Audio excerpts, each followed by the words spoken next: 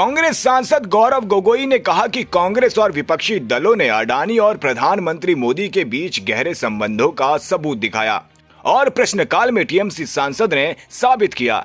कि सभी हवाई अड्डों का निजीकरण किया जा रहा है, जिससे अडानी कंपनी को फायदा हो रहा है। जब हमने नेता प्रतिपक्ष राहुल गांधी को संभल जाने से रोकने का मुद्दा उठाने की कोशिश की तो भाजपा सांसद ने घिनौनी टिप्पणी की। हमने देखा कि जब भी राहुल गांधी अडानी के खिलाफ आवाज उठाते हैं तो संसद में अडानी के कुछ एजेंट अडानी के स्लीपर सेल सक्रिय हो जाते हैं। घिनौनी टिप्पणी की।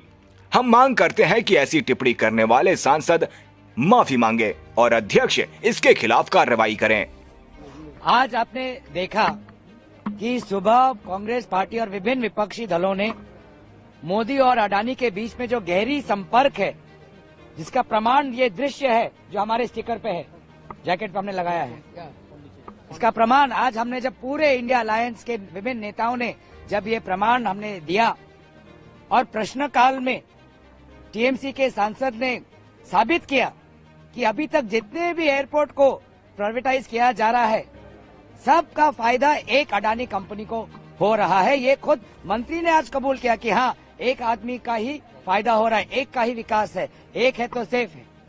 तो जब हम उठाना चाहते हैं कि आज हम सुबह राहुल गांधी जी को किस प्रकार से कल संभल जाने में रोका गया,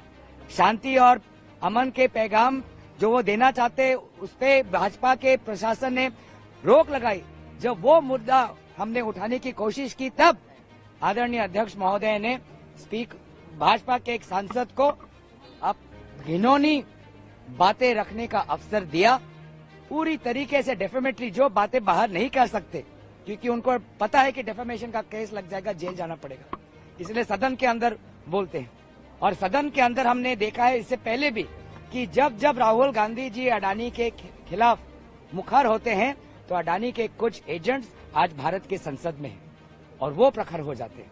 जब जब राहुल गांधी जी अडानी के खिलाफ बोलते हैं, अडानी अपने स्लीपर सेल्स जो पार्लियामेंट के अंदर है उनको एक्टिवेट कर देते हैं और उसी का उदाहरण आज हमने देखा। अफसोस की बात तो ये है कि जब अध्यक्ष महोदय उससे 1-2 मिनट पहले हमको संसद की मर्यादा पढ़ा रहे थे,